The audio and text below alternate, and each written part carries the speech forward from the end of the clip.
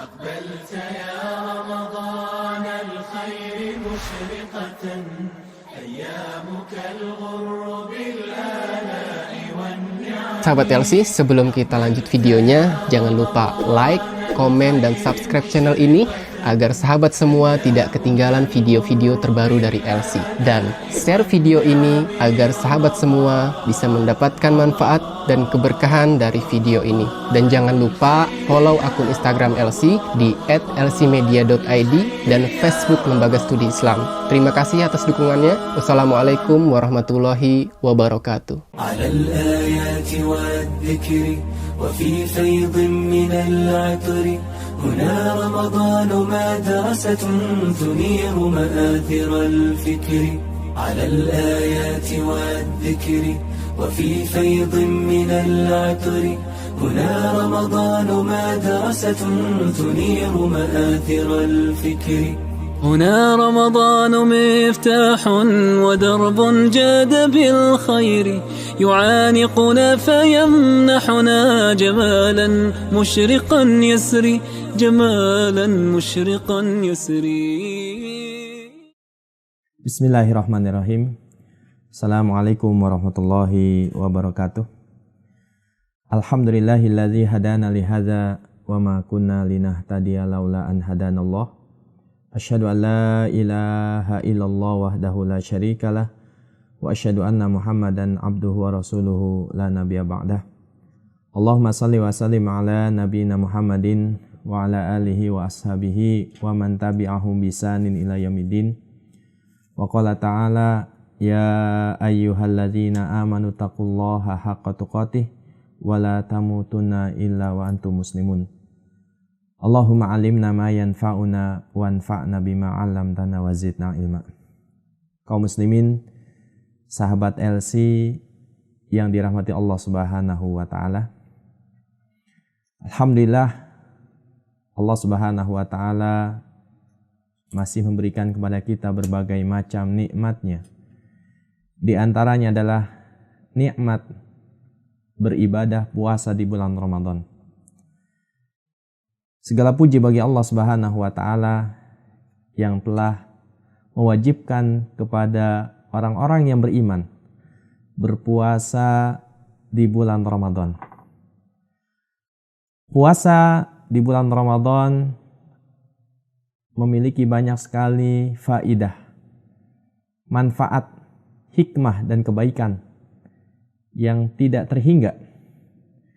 Baik kebaikan untuk jasmani kita ataupun rohani kita.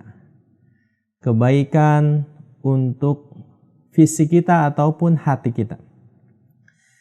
Di antara hikmah diwajibkannya puasa bagi orang-orang yang beriman adalah puasa di bulan Ramadan melatih kita untuk menjadi orang-orang yang jujur. Baik itu jujur dengan lisan ataupun jujur dengan amal perbuatan. Jujur kepada diri kita sendiri, jujur kepada orang lain, dan juga jujur kepada Allah Subhanahu wa taala. Selain itu, ibadah puasa Ramadan juga melatih kita untuk menjadi orang-orang yang ikhlas dalam beribadah kepada Allah Subhanahu wa taala.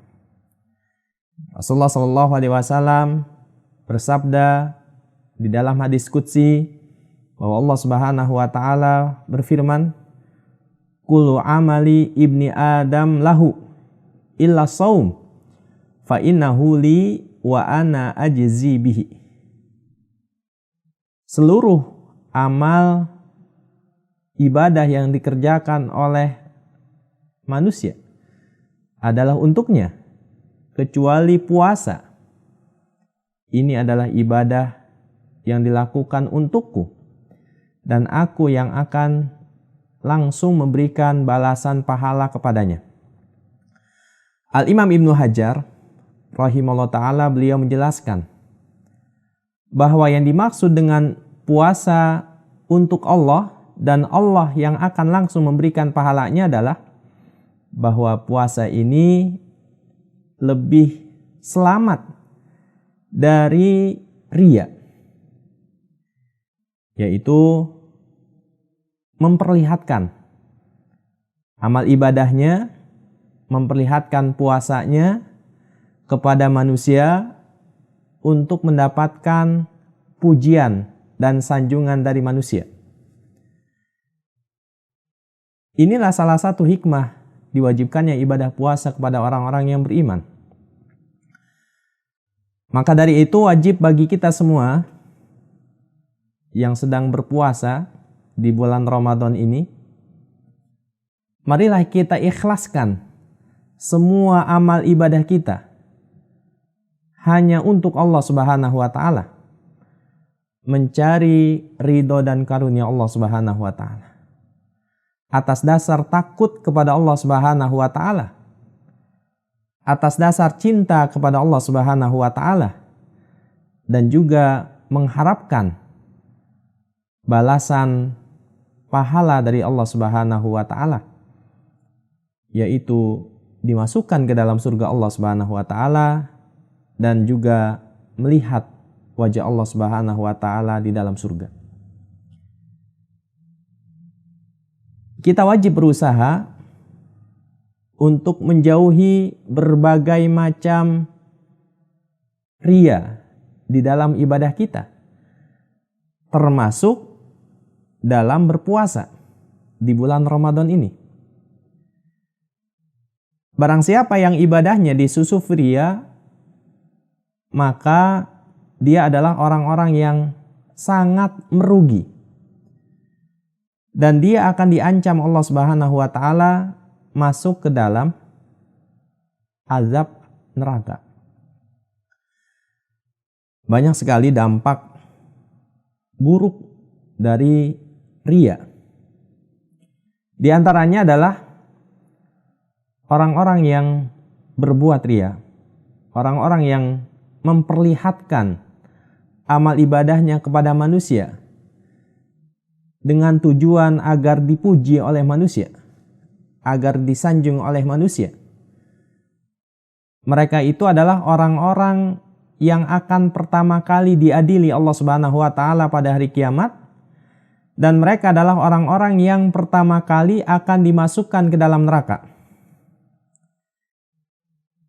Hal ini dikabarkan oleh Rasulullah SAW sebagaimana yang diriwayatkan oleh Abu Hurairah radhiyallahu anhu. Di dalam riwayat Imam Muslim dikatakan bahwa ada 3 golongan manusia yang pertama kali diadili oleh Allah dan dimasukkan ke dalam neraka.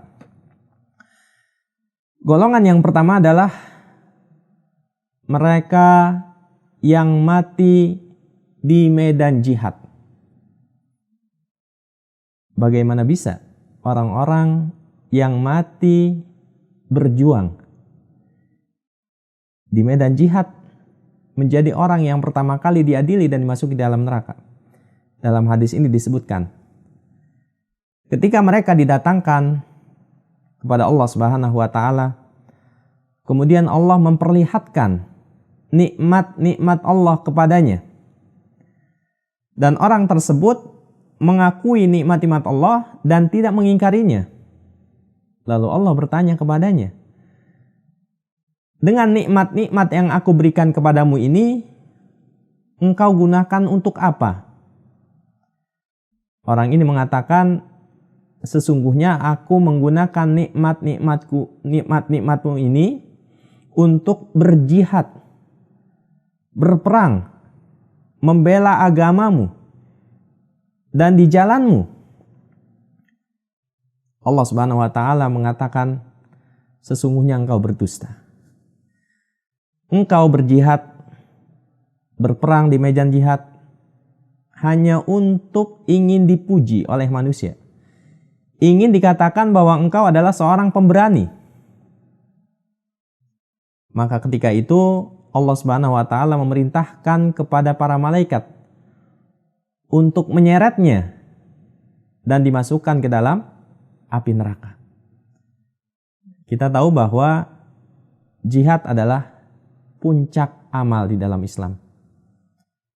Orang yang berjihad mengorbankan hartanya, mengorbankan jiwanya. Akan tetapi bagaimana mungkin dia bisa termasuk orang yang pertama kali dihadili? Nah, ini bisa terjadi dikarenakan dia berjihad bukan untuk mencari ridha Allah, tetapi dia berjihad hanya untuk mendapatkan pujian manusia.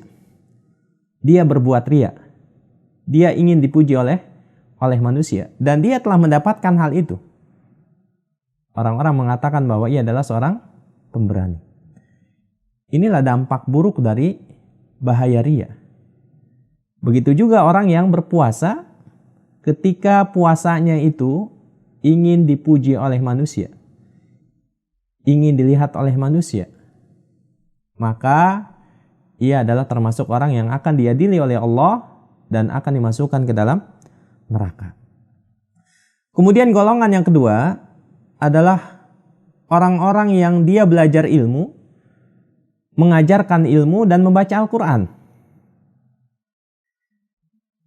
Pada hari kiamat nanti ia akan didatangkan di hadapan Allah Subhanahu wa taala dan Allah akan memperlihatkan kepadanya nikmat-nikmat Allah yang banyak atasnya. Dan Allah akan bertanya kepadanya, dengan nikmat-nikmat yang aku berikan kepadamu ini, amal apa yang kau lakukan? Dia mengatakan, sesungguhnya aku belajar ilmu, lalu aku mengajarkannya, dan aku juga membaca Al-Quran semata-mata hanya untuk mencari karunia-Mu. Allah Subhanahu wa taala mengatakan, sesungguhnya engkau berdusta. Engkau belajar ilmu, lalu mengajarkannya, dan engkau membaca Al-Quran agar engkau dikatakan sebagai orang yang alim, sebagai orang yang ahli membaca Al-Quran, dan engkau telah mendapatkan pujian dari manusia tersebut. Ya, maka dari itu Allah Subhanahu wa taala memerintahkan malaikat untuk menyeretnya dan memasukkannya ke dalam neraka. Betapa ruginya seorang yang alim, pandai membaca Al-Quran, namun ia mengajarkan ilmunya, membaca Al-Quran karena riya, bukan karena untuk mencari ridho Allah Subhanahu wa taala. Begitu juga dengan orang yang berpuasa. Dia telah menahan nafsunya, menahan syahwatnya, menahan lapar, menahan haus. Dia akan dimasukkan ke dalam neraka jika dia berpuasa karena ingin mendapatkan pujian manusia, bukan karena untuk mendapatkan balasan pahala dari Allah Subhanahu wa taala. Kemudian golongan yang ketiga, di dalam hadis ini disebutkan yang dimasukkan pertama ke dalam neraka dan pertama diadili oleh Allah Subhanahu wa taala adalah seseorang yang Allah berikan banyak harta. Allah berikan kelapangan dalam urusan dunianya. Dia didatangkan di hadapan Allah Subhanahu wa taala dan Allah tunjukkan kepadanya nikmat-nikmat Allah kepadanya. Lalu Allah bertanya, dengan nikmat-nikmatku ini, amalan apa yang kau lakukan? Dia mengatakan, sesungguhnya aku berinfak di jalanmu. Dan aku menggunakan harta ini untuk mencari ridhomu. Allah Subhanahu wa taala mengatakan, sesungguhnya engkau berdusta. Engkau gunakan hartamu ini, engkau infakkan dan sedekahkan hartamu ini hanya untuk mendapatkan pujian manusia. Agar manusia menyebut namamu sebagai seorang yang dermawan. Dan engkau telah mendapatkan hal itu. Kemudian Allah Subhanahu wa taala memerintahkan malaikat untuk menyeretnya dan memasukkan ia ke dalam neraka. Na'udzubillah. Betapa mengerikannya seorang yang beribadah namun ibadahnya itu karena riya, karena ingin dipuji dan ingin diperhatikan oleh manusia. Tentu ini adalah kerugian yang amat sangat besar, penyesalan yang tidak akan pernah berujung. Dan pada hari kiamat nanti, orang yang ria dalam ibadahnya, penyesalannya tidak akan bermanfaat sedikit pun. Selain itu, orang-orang yang ria di dalam ibadahnya, sedikit pun dia tidak akan mendapatkan balasan pahala dari Allah Subhanahu wa Ta'ala. Amal ibadahnya tidak akan diganjar oleh Allah Subhanahu wa Ta'ala. Di dalam surat Al-Baqarah, Allah Subhanahu wa Ta'ala berfirman, A'udzu billahi minasyaitonir rajim. Ya ayyuhalladzina amanu la tubtilu shadaqatikum bil manni wal adza. Wahai orang-orang yang beriman, janganlah kalian merusak pahala sedekahmu. Ya. Dengan apa seseorang merusak, menghilangkan pahala sedekahnya? Bil manni wal adza. Dengan menyebut-nyebut sedekahnya tersebut. Jadi ketika dia memberikan sedekah kepada seseorang, dia ingin dipuji, ingin dilihat, ingin dikatakan dermawan, dan dia terus mengingat-ingatnya. Dan dia terus menyebut-nyebutnya. Bahkan bisa jadi ketika dia menyebut-nyebut apa yang ia sedekahkan, orang yang menerima sedekahnya tersebut mendengar. Ya. Sehingga orang yang menerima sedekah tersebut merasa tidak enak atau tidak nyaman. Dan ini adalah perbuatan yang dapat menghilangkan pahala sedekah. Kemudian yang kedua, bil adza. Ya. Dengan menyakiti si penerima sedekah. Sedekah adalah amal kebaikan. Tapi amal kebaikan ini bisa hilang pahalanya jika diiringi dengan ucapan yang menyakitkan atau sikap perbuatan yang menyakiti si penerima sedekah tersebut. Ini adalah kerugian yang sangat besar sekali. Ya. Sudah hartanya berkurang, dan dia juga tidak mendapatkan pahala dari Allah Subhanahu wa Ta'ala, tidak mendapatkan keberkahan dari Allah Subhanahu wa Ta'ala, tidak akan mendapatkan ganti dari Allah Subhanahu wa Ta'ala. Ya. Karena dia membalas orang yang menerima sedekah tersebut dengan menyakiti hatinya. Nah, orang yang menyebut-nyebut amal sedekahnya, orang yang menyakiti hati si penerima sedekah, disamakan dengan orang-orang yang berbuat ria dalam infaknya. Kalladzi yunfiqu malahu ria'an nasi wa la yu'minu billahi wal yaumil akhir. Orang yang menyebut-nyebut sedekahnya, orang yang menyakiti hati si penerima sedekah, ini sama seperti orang yang menginfakkan hartanya karena ria. Dan seperti orang yang tidak beriman kepada Allah Subhanahu wa Ta'ala dan hari akhir. Ya. Nah, Allah Subhanahu wa Ta'ala di dalam ayat ini memberikan permisalan. Famasaluhu kamasali safanin alaihi turabun fa asabahu wabilun fatarakahu solda. Jadi permisalan orang ini adalah seperti batu licin yang di atasnya ada tanah, kemudian ditimpa oleh hujan lebat, sehingga batu tersebut menjadi licin kembali. Tidak ada satu pun tanah ataupun satu butir tebu di atas batu tersebut.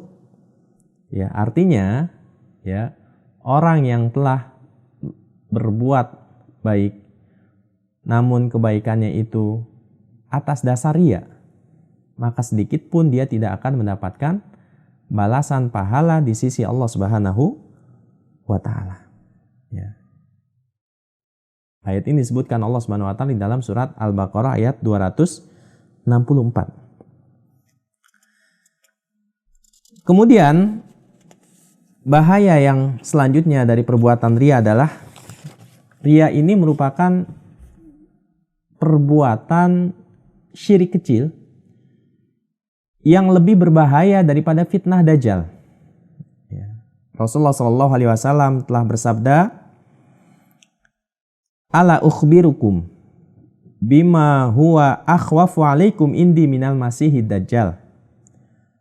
Qulna bala, faqala asyirkul khafi ayyakumar rajulu yusolli fayuzayyinu salatahu lima yara min nazari rajulin. Maukah aku mengabarkan kepada kalian sesuatu yang lebih aku takutkan atas kalian dari fitnah Dajjal si pendusta?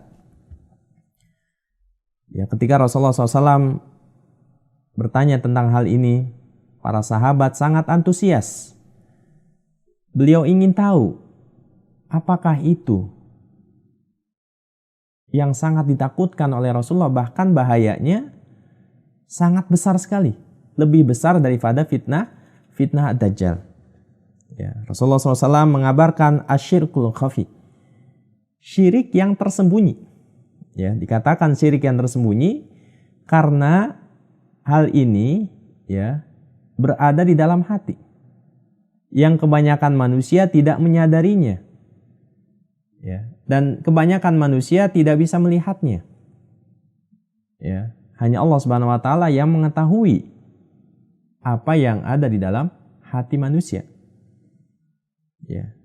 Rasulullah SAW menyebutkan ya, asyirkul khafi, syirik yang tersembunyi ini adalah ayyakumar rajul yusolli fayuzayyinu salatahu lima yara min nazari rajulin.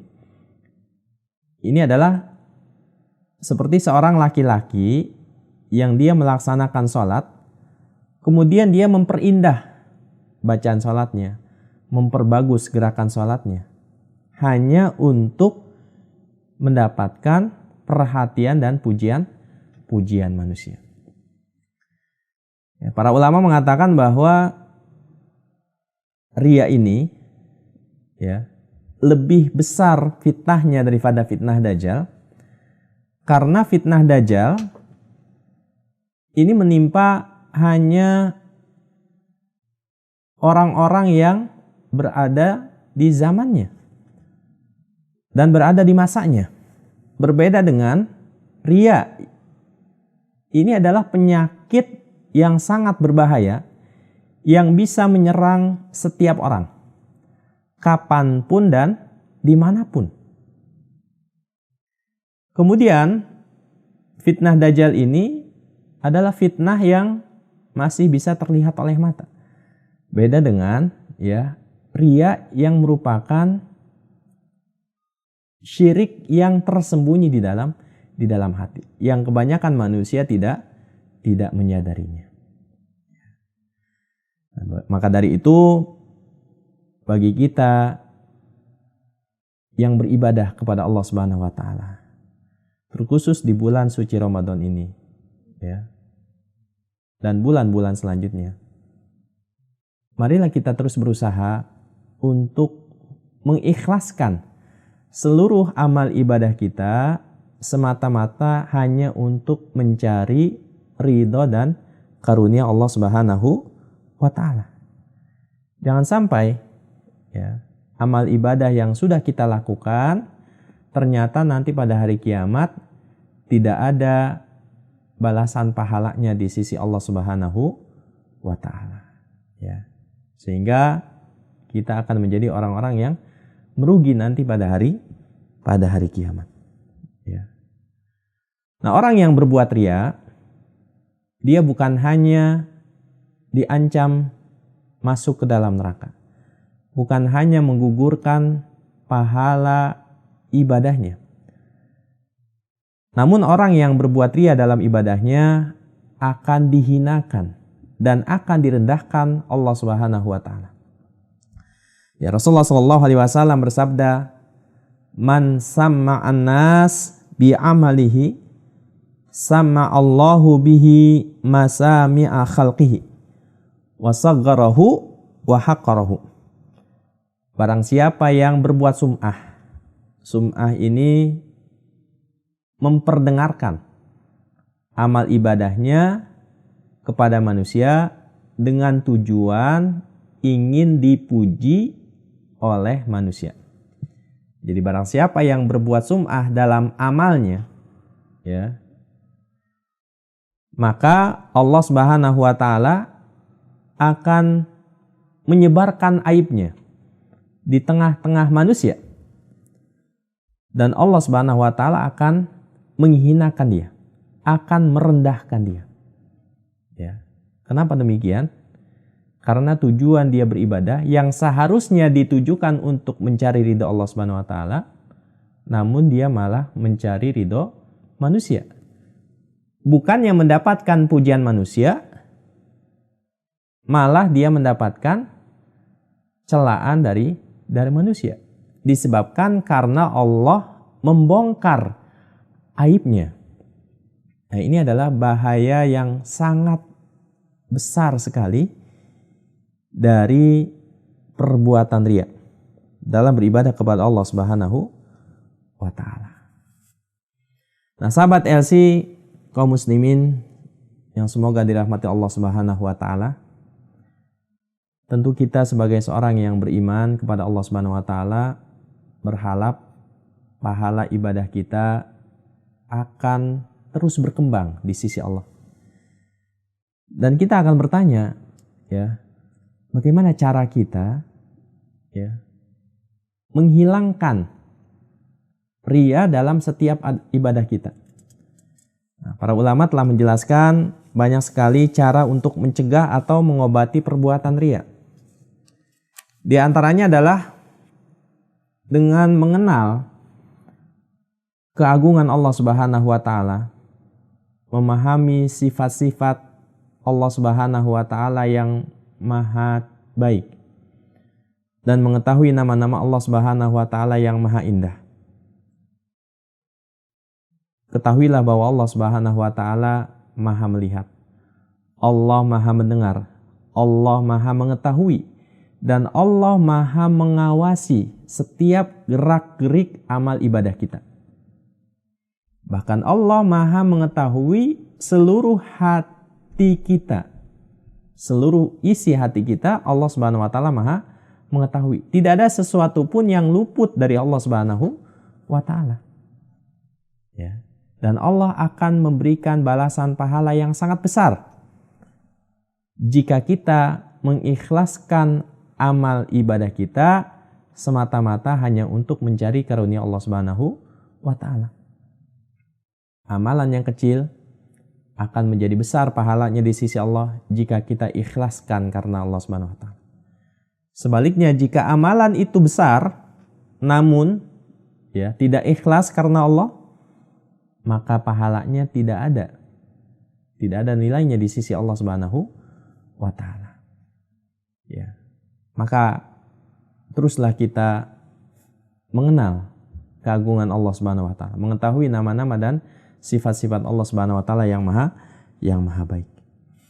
Kemudian yang kedua adalah hendaknya kita menyadari bahwa surga dan neraka ini bukanlah milik manusia.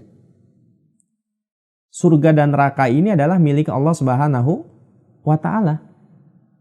Di saat kita beribadah, melakukan amal kebaikan, kita mengharapkan pujian manusia. Di saat kita meninggal dunia, pujian manusia itu seluruhnya lenyap. Ibarat fata morgana. Ya. Pujian manusia seakan-akan indah, namun ternyata semua itu tidak akan memberikan manfaat sedikit pun. Ya. Nanti di saat dia telah meninggal dunia, bahkan dia akan dilupakan oleh manusia. Berbeda halnya dengan kita beramal semata-mata hanya untuk Allah Subhanahu wa taala. Allah maha hidup. Allah tidak akan pernah lupa atas amal-amal baik kita jika kita niatkan ikhlas karena Allah Subhanahu wa taala. Dan surga Allah ciptakan, ya, hanya untuk mereka yang beribadah ikhlas karena Allah Subhanahu wa taala. Dan neraka diciptakan Allah Subhanahu wa taala disediakan untuk orang-orang yang berbuat syirik. Ya. Dan termasuk juga orang-orang yang berbuat riya dalam amal ibadahnya. Kemudian yang ketiga adalah marilah kita memperbanyak berdoa, ya, dijauhkan dari perbuatan riya. Dilindungi oleh Allah Subhanahu wa taala dari perbuatan riya dalam seluruh amal ibadah kita. Dan doa ini telah diajarkan oleh Rasulullah sallallahu alaihi wasallam. Ya, Rasulullah sallallahu alaihi wasallam telah bersabda yang artinya, wahai manusia, takutlah kalian akan syirik, ya, yang dia lebih kecil daripada semut. Ya, nah para sahabat bertanya, wahai Rasulullah, bagaimana cara kita menghindar dari syirik yang dia lebih halus, lebih kecil daripada semut yang kecil? Ini sulit, ya. Nah, Rasulullah SAW mengajarkan satu doa, ya. Beliau bersabda, ucapkanlah, Allahumma in an nusyrika bika syai'an na'lamu wa nastaghfiruka lima la na'lamu. Ya Allah, sesungguhnya kami berlindung kepadamu dari perbuatan syirik yang kami ketahui, dan kami memohon ampunan kepadamu dari perbuatan syirik yang tidak kami ketahui. Ya, perbanyaklah doa ini. Allahumma inna na'udzubika min an nusyrika bika syai'an na'lamu wa nastaghfiruka lima la na'lamu. Kemudian cara yang keempat, ya, untuk terhindar dari riya ini adalah teruslah berusaha, beramal solih. Ya, apabila datang riya ini di pertengahan amal, berusahalah semaksimal mungkin. Apabila riya datang di akhir, juga berusaha semaksimal mungkin. Dan usahakan jangan sampai riya ini menjadi motivasi di awal amal ibadah kita. Ya. Kita minta perlindungan kepada Allah Subhanahu wa taala. Jadi bukan berarti takut dengan riya dengan tidak beramal. Ya, tapi sebaliknya beramallah, ya, semaksimal mungkin dan berusaha semaksimal mungkin, ya, menjauhi riya dalam setiap amal ibadah kita. Ya. Wallahu a'lam. Semoga Allah Subhanahu wa taala memberikan taufiknya kepada kita semua dan Allah mengampuni seluruh dosa riya yang telah kita lakukan. Dan semoga Allah Subhanahu wa taala menerima pahala amal ibadah puasa kita di bulan Ramadan ini, dan juga menerima seluruh amal ibadah yang kita lakukan selama hidup di dunia ini. Semoga Allah Subhanahu wa taala memasukkan kita semua ke dalam surga Firdaus dan melihat wajah Allah Subhanahu wa taala sebagai puncak kenikmatan di dalam surga. Wallahu a'lam. Subhanakallahumma wa bihamdik, asyhadu an la ilaha illa anta, astaghfiruka wa atubu ilaik. Assalamualaikum warahmatullahi wabarakatuh. على الآيات والذكر وفي فيض من العطر هنا رمضان مدرسة تنير مآثر الفكر. على الآيات والذكر وفي فيض من العطر هنا رمضان مدرسة تنير مآثر الفكر. هنا رمضان مفتاح ودرب جاد بالخير يعانقنا فيمنحنا جمالا مشرقا يسري، جمالا مشرقا يسري.